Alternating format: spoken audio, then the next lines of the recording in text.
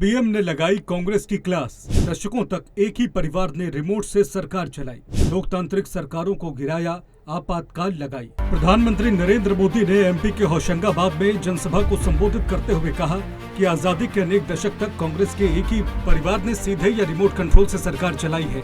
इसी परिवार ने देश में आपातकाल या इमरजेंसी लगाई थी। कांग्रेस ने लोकतांत्रिक सरकारों को पत्तों के महल की तरह गिरा दिया।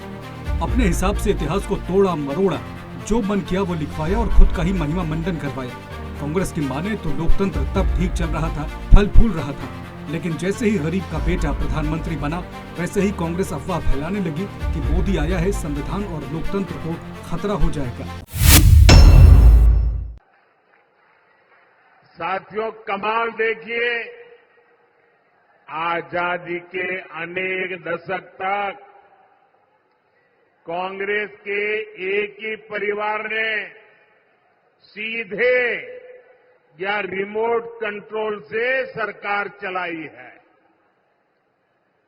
इसी परिवार ने देश में आपातकाल इमरजेंसी लगाई थी। कांग्रेस ने देश भर में लोकतांत्रिक सरकारों को जब मर्जी तब उसे पत्ते की महल की तरह गिरा देते थे। कांग्रेस ने अपने हिसाब से इतिहास को तोड़ा मरोड़ा और मर्जी मुजब लिखवाया और खुद का ही महिमा मंडन करवाया।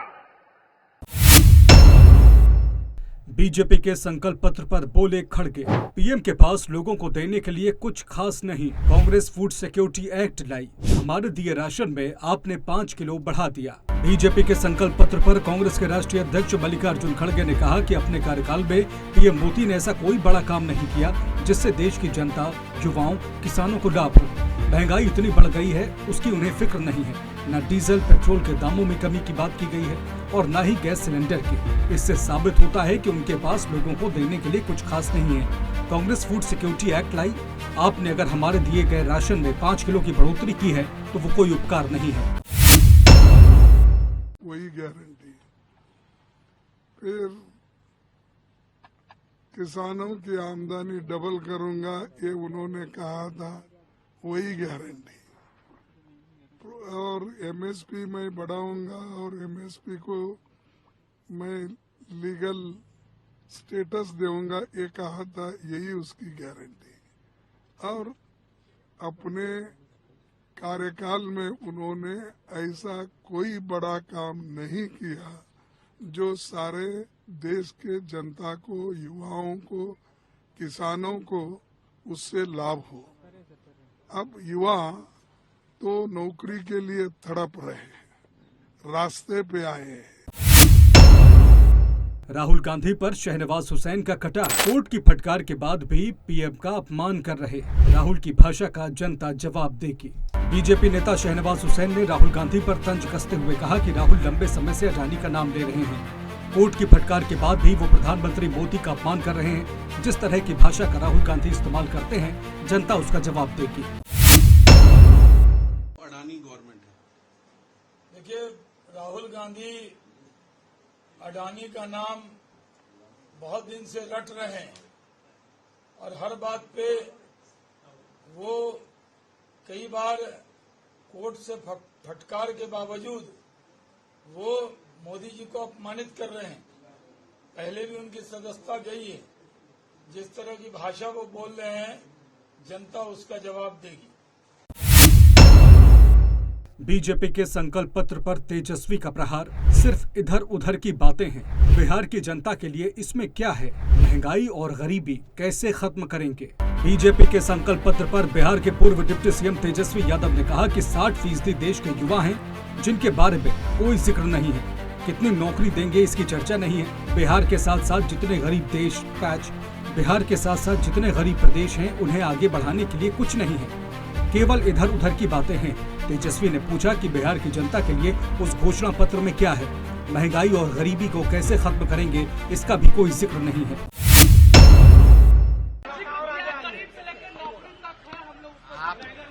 आप देखिएगा मैनिफेस्टो 60% देश के युवा हैं, युवाओं के बारे में कोई जिक्र नहीं है। 80% किसान हैं, 80% किसानों के बारे में जिक्र नहीं है। कितना नौकरी देंगे नहीं देंगे इसके बारे में कोई चर्चा रोजगार की, नौकरी की नहीं है। बिहार जैसे गरीब प्रदेश, बिहार के साथ साथ और जितने गरीब प्रदेश हैं उनको आगे बढ़ाने के लिए कुछ नहीं है, केवल इधर उधर की बातें हैं। मंडी से विक्रमादित्य सिंह बने कांग्रेस उम्मीदवार, नेता प्रतिपक्ष जयराम ठाकुर का वार।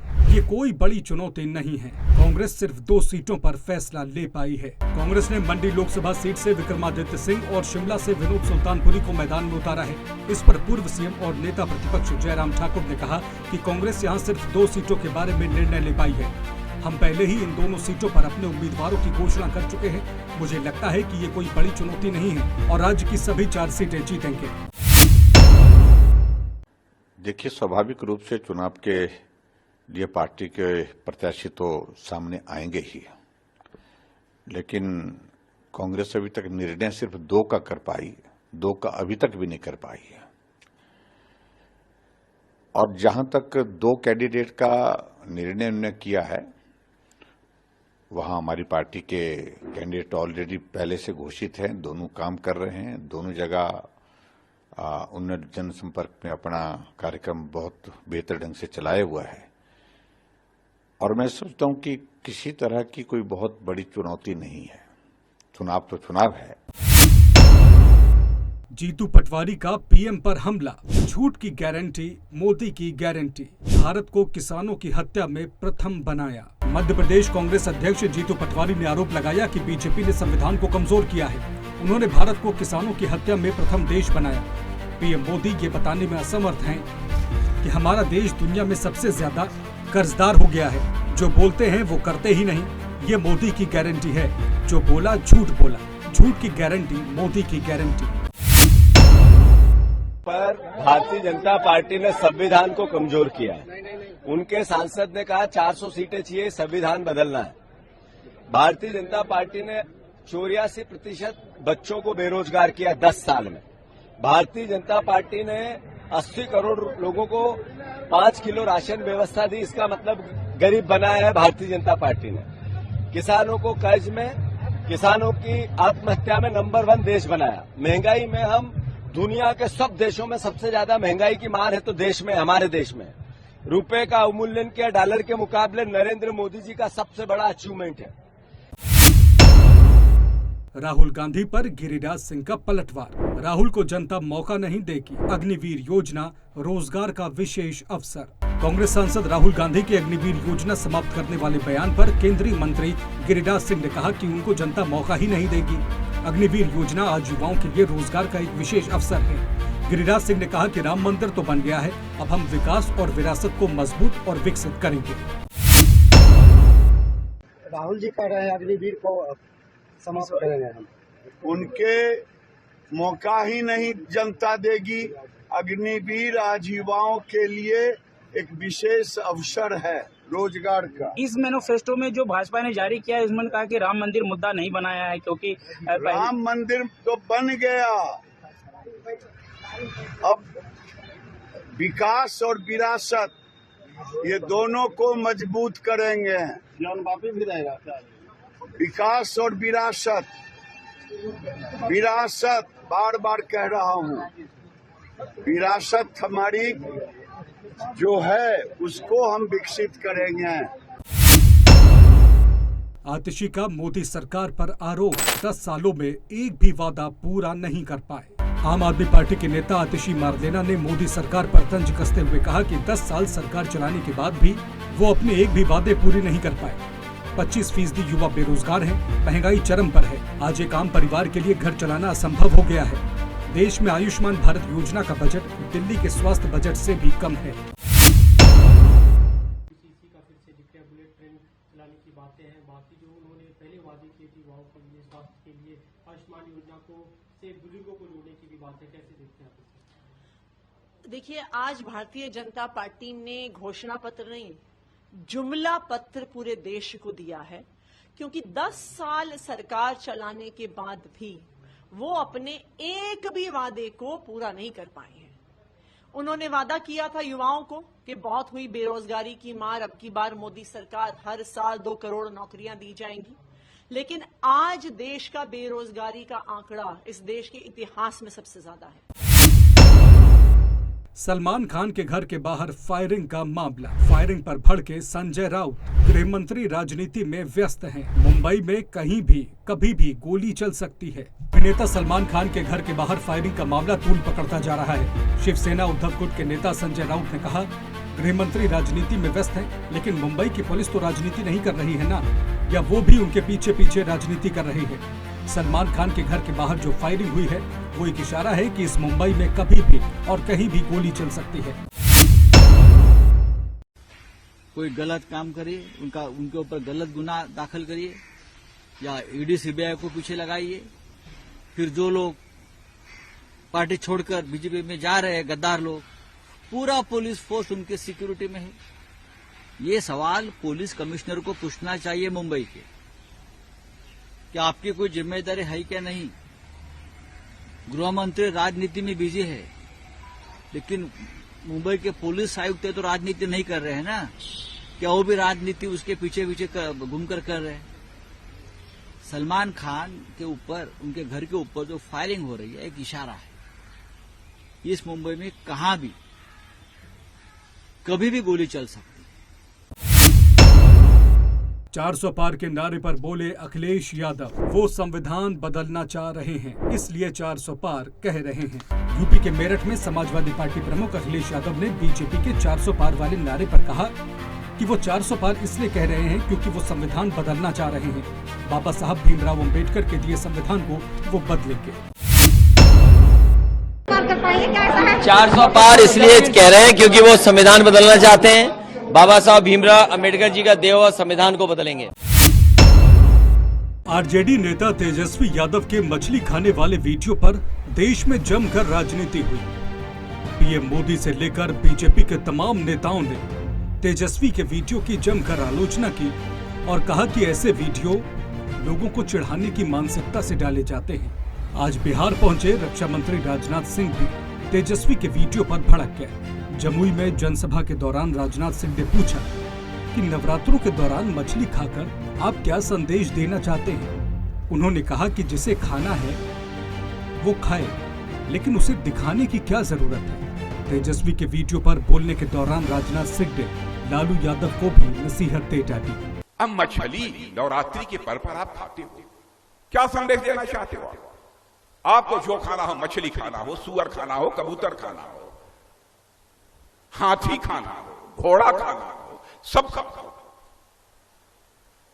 दिखाने की जरूरत क्या है? बहनों भाइयों, केवल वोट के चक्कर में तुष्टीकरण की राजनीति से कहते हैं कई खास मजहब के लोग इसके कारण हमसे खुश हो जाएंगे, वोट दे देंगे। लालू जी, मैं कहूंगा ऐसे लोगों को संभालिए। राजनीति केवल वोट लेने के लिए नहीं होनी चाहिए। राजनीति का मतलब होता है, राजनीति अब 2 शब्दों को मिलाकर बना हुआ है, राज और नीति। नीति या संस्कृत के नए धातु से बना, जिसका अर्थ होता है ले जाना, किशोर ले जाना, सन्मार्ग की ओर ले जाना। ऐसा राज जो समाज को सन्मार्ग की ओर ले जाने का काम करे, ऐसी व्यवस्था, ऐसी नीति, उसे ही हम राजनीति कहते हैं। लेकिन ये राजनीति शब्द जैसे लगता है अपना अर्थ भी खो बैठा है। राजनाथ सिंह के निशाने पर सिर्फ तेजस्वी यादव ही नहीं थे। लालू की बेटी मीसा भारती के बयान की भी उन्होंने आलोचना की। मीसा के पीएम को जेल में डालने वाले बयान का जिक्र करते हुए उन्होंने कहा कि आरजेडी का अहंकार इस हद तक बढ़ गया है कि सरकार बनने पर वो पीएम मोदी को जेल में डाल देंगे। उन्होंने कहा कि किसने मां का दूध पिया है जो पीएम मोदी को जेल में डालेगा। इस सीमा तक अहंकार। और बहनों भाइयों, आपने रामायण काल में भी देखा है कि जिनके अंदर अहंकार पैदा होता है उनका हश्र क्या होता है। और इस हद तक मन बढ़ जाता है कभी कभी, कहते हमारी सरकार बन जाएगी तो मोदी जी को हम जेल में डाल देंगे। किसने मां का दूध पिया है जो मोदी जी को जेल में डालेगा?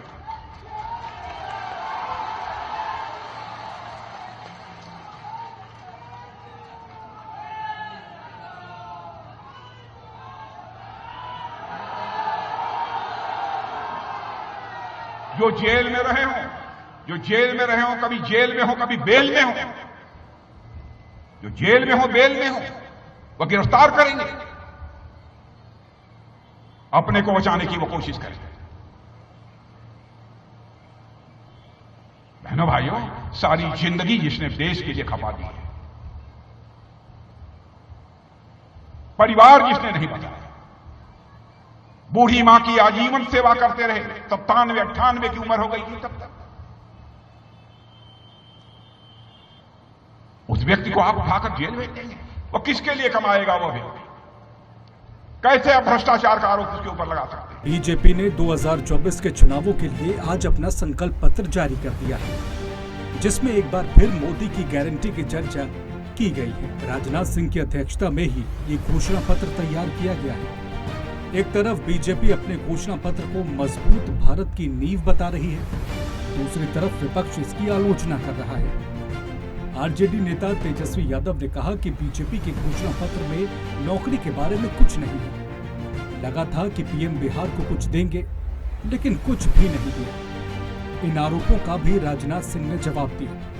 पहले आपको सुनवाते हैं कि बीजेपी के संकल्प पत्र पर तेजस्वी ने क्या कहा। आज भाजपा का घोषणा पत्र भी जारी हुआ है, लेकिन भाजपा के घोषणा पत्र में नौकरी के बारे में नहीं है, रोजगार के बारे में नहीं है, गरीबी कैसे कम करेंगे उसके बारे में नहीं है, बिहार के बारे में नहीं है। हमको लगा मोदी जी बिहार के लिए कुछ देंगे, लेकिन कुछ नहीं दिए। आज घोषणा पत्र जारी किए, लगा रे भाई बिहार को विशेष राज्य का दर्जा मिल जाएगा, महंगाई को कैसे खत्म करेंगे, लेकिन 60% हमारे नौजवान इस देश में रहते हैं और उस देश में नौजवानों के लिए कुछ नहीं। 80% हमारे इस देश पे किसान हैं, अन्नदाता हैं, पूरा देश का पेट पालते हैं। उन किसान भाइयों के लिए भी मोदी जी ने कुछ नहीं किया। तेजस्वी के आरोपों पर राजनाथ सिंह ने कहा कि इन लोगों ने कहा था कि 10 लाख नौजवानों को नौकरी देंगे। मैं नौजवानों से पूछना चाहता हूं कि आपको नौकरी मिली? जनता की आंखों में धूल झोंक कर इन्होंने जनता का समर्थन हासिल किया है। उन्होंने कहा कि लालटेन का युग जा चुका है, अब एलईडी का जमाना है। क्या क्या वादे इन लोगों ने नहीं किए थे? या कहा कि हम 10 लाख नौजवानों को नौकरी देंगे। मैं जवानों से पूछना चाहता हूं, क्या आपको नौकरी मिल गई? जनता की आंखों में धूल झोंक कर बराबर जनता का समर्थन इन लोगों ने हासिल किया है। बतलाना चाहता हूं, लालटेन का युग जा चुका है मेरे बहनों भाइयों, अब एलईडी का युग आ चुका है। बिहार में लोकसभा की 40 सीटें हैं। इन्हीं 40 सीटों को लेकर बीजेपी वाले एनडीए और आरजेडी वाले इंडिया गठबंधन के बीच जंग चल रही है। देखना होगा कि इस बार बिहार की जनता किन मुद्दों पर वोट करेगी। क्या मछली वाला वीडियो तेजस्वी को भारी पड़ेगा? क्या इंडिया गठबंधन कोई करिश्मा करेगा?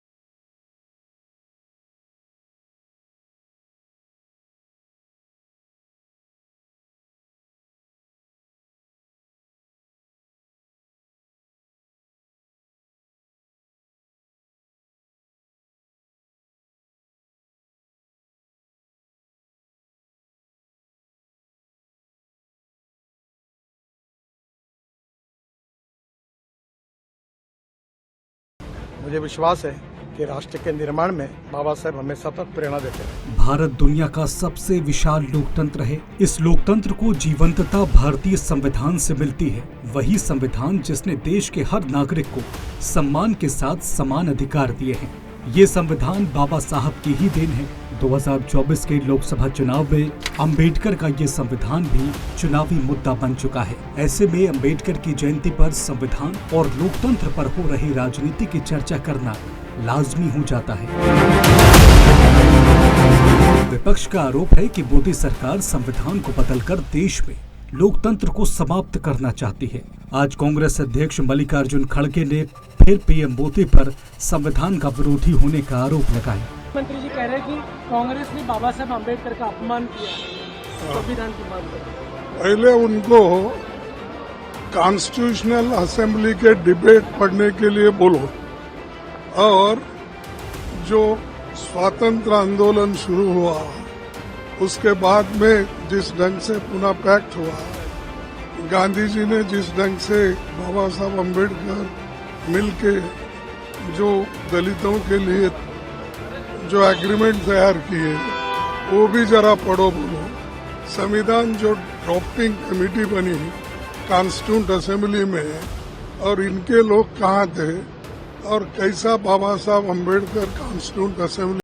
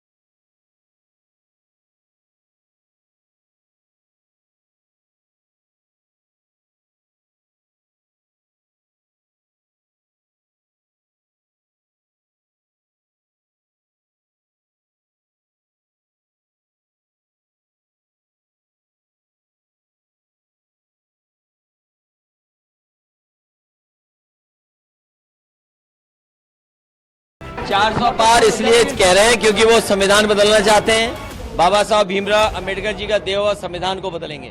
400 पार इसलिए कह रहे हैं क्योंकि वो संविधान बदलना चाहते हैं। बाबा साहब भीमराव अम्बेडकर जी का दिया हुआ संविधान को बदलेंगे। विपक्ष के संविधान और लोकतंत्र खत्म करने के आरोपों का पीएम मोदी ने आज करारा जवाब दिया। एमपी के होशंगाबाद में जनसभा को संबोधित करते हुए प्रधानमंत्री ने कहा कि आजादी के बाद कई दशकों तक कांग्रेस के एक ही परिवार ने सीधे या रिमोट कंट्रोल से सरकारें चलाई हैं। इसी परिवार ने देश में आपातकाल लगाई थी। कांग्रेस ने देश में लोकतांत्रिक सरकारों को पत्तों के महल की तरह गिरा दिया। पीएम ने कहा कि कांग्रेस की माने तो लोकतंत्र तब ठीक चल रहा था, लेकिन जैसे ही गरीब का बेटा प्रधानमंत्री बना, वैसे ही कांग्रेस ने अफवाह फैलानी शुरू कर दी कि मोदी आया है, संविधान और लोकतंत्र पर खतरा हो जाएगा। कांग्रेस वालों को पता नहीं कि ये बाबा साहब का संविधान ही है जिसके कारण मोदी यहाँ पहुँचा है। कांग्रेस के एक ही परिवार ने सीधे या रिमोट कंट्रोल से सरकार चलाई है। इसी परिवार ने देश में आपातकाल इमरजेंसी लगाई।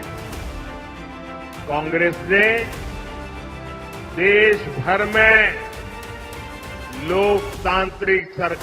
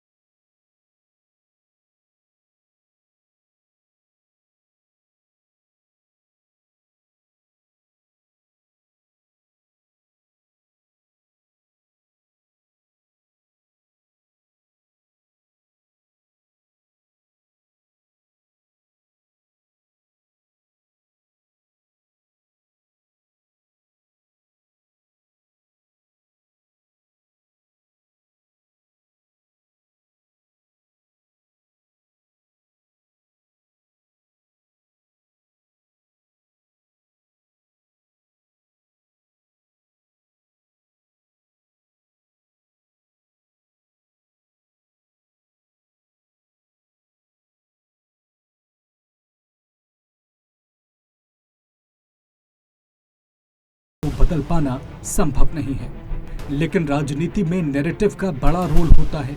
नेता ये जानते हैं जो बात देश के विपक्ष को लगती है, क्या जनता भी उससे सहमत है? चुनाव के नतीजों में स्पष्ट हो जाएगा। Election desk ANB news. 24 के रण के लिए बीजेपी ने आज अपना घोषणा पत्र जारी कर दिया है। पार्टी ने इसे संकल्प पत्र का नाम दिया है। पीएम नरेंद्र मोदी की मौजूदगी में पार्टी मुख्यालय में बीजेपी का मैनिफेस्टो रिलीज किया गया। इस दौरान पीएम मोदी ने वहां मौजूद बीजेपी नेताओं को संबोधित किया। पीएम ने कहा कि आज नवरात्रि के छठे दिन मां कात्यायनी की पूजा की जाती है और मां कात्यायनी अपनी दोनों भुजाओं में कमल धारण करती है। ये संयोग बहुत बड़ा आशीर्वाद है। बाबा साहिब की जयंती का जिक्र करते हुए उन्होंने कहा कि इस पावन समय में बीजेपी विकसित भारत के संकल्प पत्र को देश के सामने रख रही है। आज बहुत ही शुभ दिन है। देश के कई राज्यों में इस समय नववर्ष का उत्साह है। बंगाल में पोएला वैशाख का आनंद है। असम में बोहाग बिहू के साथ देश बैसाखी का जश्न भी मना रहा है। ओडिशा में पाना संक्रांति हो, केरल में बिशु हो या फिर तमिलनाडु में नव वर्ष पुथांडु हो, सबको शुभकामनाओं का दौर चल रहा है। आज नवरात्रि के छठे दिन हम सभी मां कात्यायनी की पूजा करते हैं और मां कात्यायनी अपने दोनों भुजाओं में कमल धारण किए हुए हैं।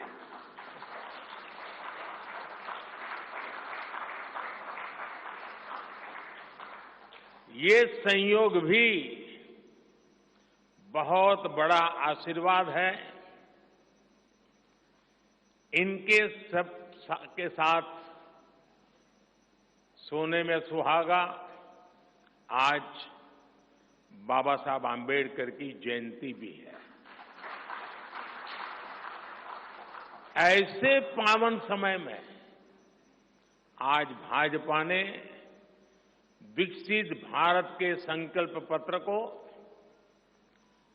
बीजेपी ने अपने संकल्प पत्र में कई घोषणाएं की है, जिन्हें विकसित भारत को रोड मैप कहा जा रहा है। इस संकल्प पत्र की प्रमुख बातें आइए आपको बताते हैं। मुफ्त राशन की योजना आने वाले 5 साल तक जारी रहेगी। सूर्य घर योजना के तहत हर महीने मुफ्त बिजली उपलब्ध कराएंगे। हर महीने मुफ्त बिजली उपलब्ध कराएंगे। पर्यावरण अनुकूल शहरों का विकास करेंगे। 3 करोड़ महिलाओं को लखपति दीदी बनाने का वादा। महिला SHG को सर्विस क्षेत्र से जोड़ेंगे। कामकाजी महिलाओं के लिए हॉस्टल का निर्माण करेंगे। पेपर लीक नियंत्रण के लिए कानून लागू करेंगे। बीजेपी नेता अपने घोषणा पत्र को सर्वसमावेशी बताकर भले ही उसकी तारीफें कर रहे हों, लेकिन विपक्षी गठबंधन को इसमें कुछ खास नहीं लग रहा। कांग्रेस सांसद राहुल गांधी ने कहा कि बीजेपी के घोषणा पत्र में महंगाई और बेरोजगारी को लेकर कोई चर्चा नहीं की गई है। कांग्रेस कह रही है कि जनता जानती है कि मोदी की गारंटी पर भरोसा नहीं किया जा सकता। ये जो गोल पोस्ट बदलने की जो बीमारी है ना, ये इस देश में कभी किसी सरकार को पहले नहीं है। अब 2047 पे पहुंच गए जनाब। पूछिए इनसे कि किसानों की आय दुगनी, जैसा कि अमिताभ दुबे जी बता रहे थे कि 2022 में करनी थी, अब उसका गोल पोस्ट भी बदल गया होगा। तो ये गोल पोस्ट बदलने जो 2014 में कहा, 19 में आपने न तो उसका कोई लेखा जोखा दिया, कोई अकाउंट नहीं दिया, कोई खाता बही सामने नहीं रखा। 19 में आपने नए जुमले नए गोल पोस्ट के साथ रख दिए। 2024 आते आते आप 47 पे चले गए। 2036 में हम ओलंपिक कराएंगे, अब ये भी लिखा हुआ है उसमें। आप कहां होगे? आप सरकार में होगे क्या? आप 5 साल का हिसाब दीजिए और अगले 5 साल की अपनी बात करिए। ये गोल पोस्ट बदलना, ये सन बदल देना, जो सबके लिए घर बनाना था, अब उसको विकसित राष्ट्र में डाल दिया। मतलब वो भी 2047 तक चला गया।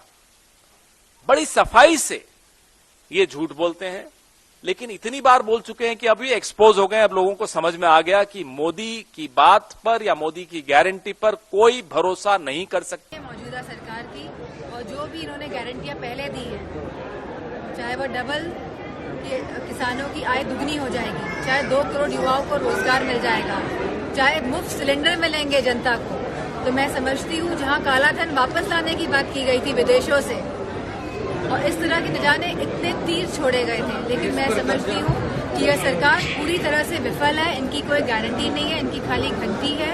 और ये सरकार तो वो सरकार है जो खाली थालियां बजवा लेती है। तो इस सरकार को हटाने के लिए मेरा मानना है कि पूरे लोग सब लोग तैयार हैं। विपक्ष बीजेपी से 10 सालों के काम का हिसाब मांग रहा है और आरोप लगा रहा है कि जनता से किए गए वादे मोदी सरकार ने पूरे नहीं किए हैं। दूसरी तरफ बीजेपी मोदी की गारंटी के नारे के साथ मैदान में उतर चुकी है। देखना होगा कि ये गारंटी चुनावों में कितना कमाल दिखाती है।